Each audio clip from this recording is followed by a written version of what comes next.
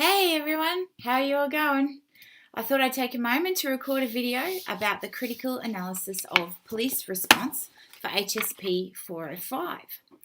I'm sure you're all aware by now, but I usually like these daggy, crappy little graphics on the first bits of my slide to try and explain to you the type of thing that you're doing in the assignment. So for this one, you actually have to find a police response, and this can be any police response, nationally or internationally. You need to read about that police response and do quite a substantial amount of research online to be able to critically analyse it. Is it best practice or were there things that we needed to improve? And then, of course, we type it all up. So this is, of course, your second UTAS assessment for HSP 405 that needs to be submitted through the Milo site, in addition to the scenario response essay. So the due date is end of week 13 at midnight on the Friday. The specific due date is on the Milo site for you. The word count is 2,000 words, excluding your reference list, and it's weighted at 30%, which is a good deal of your overall mark. What you need to do is write a 1,500-word essay or 15-minute presentation addressing the following specific task. So you choose a specific past critical or emergency incident, and you critically analyse the police response to this incident.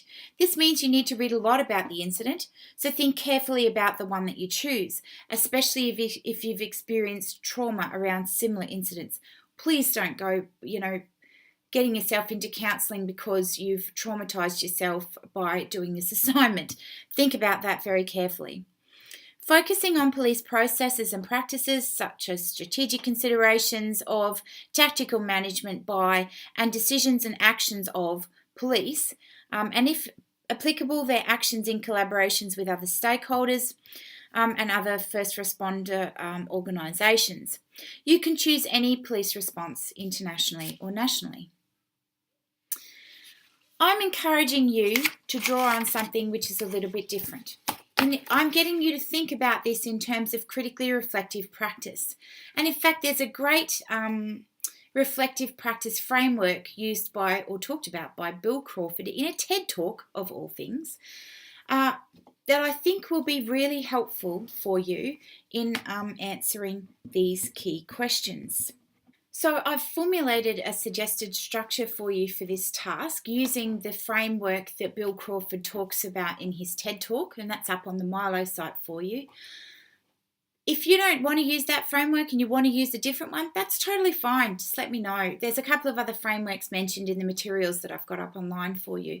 Just email me and we can talk about it. It's easy. So you need to draw on and apply set readings from a unit and wider research literature, the stuff that you find through library databases, Google Scholar, just the usual. You'll probably need to read other public inquiry documents around your police response if they're available, as well as other government documents and so forth. And as usual, you'll need to reference your response. Because I like structure, I've given you a structure here for this particular task.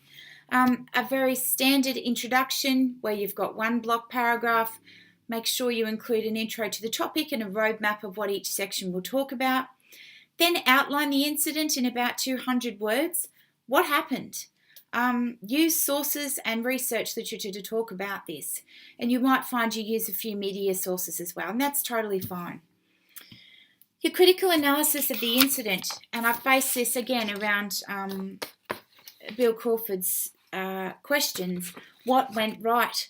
What research supports this, that this is why it went right? And about 400 words. What went wrong? And what research supports that this is why it went wrong? 400 words. And then what can we learn from this? What does best practice research say about this type of incident? Actually read that. Tell me about it. Put it in there. If your response is about a person being shot, go and find the research about best practice with police officers who make decisions to shoot people. There's actually quite a lot about decision making and civilian deaths and all of that sort of stuff.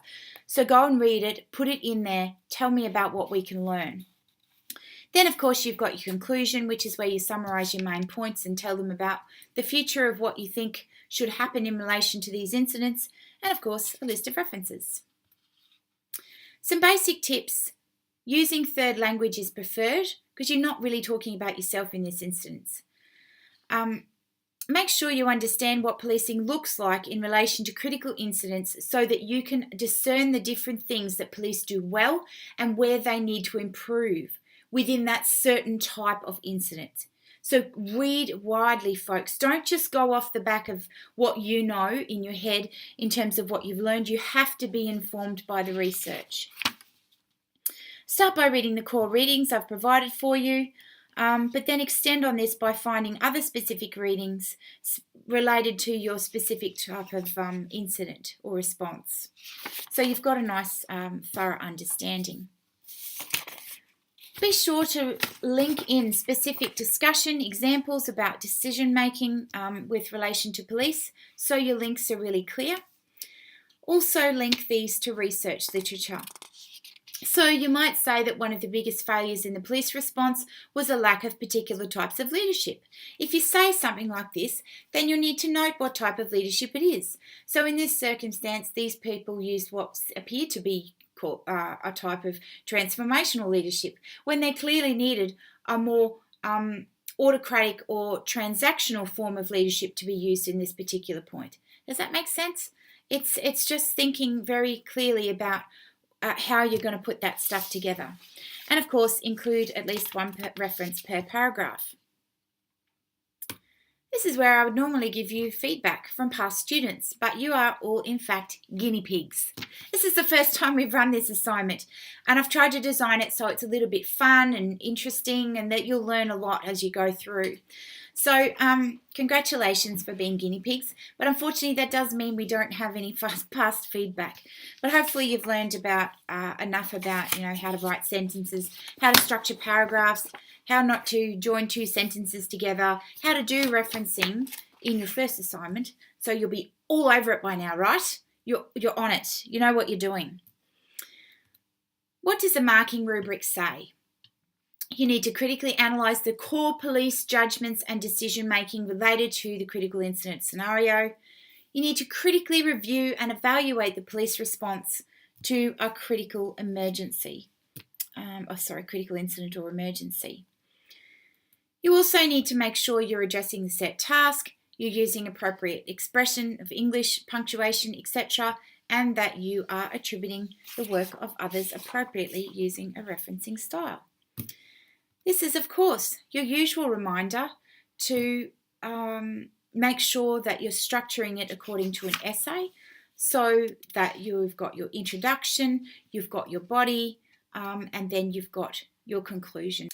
So just because you're doing a presentation doesn't mean you can let all of that sort of stuff fall away. Make sure that you use a nice, solid, clear structure in your response, and it will ensure that you get a better grade overall. So this is where I would also normally give you some examples of this assignment, but I don't have any because you are all the first to actually give it a whirl.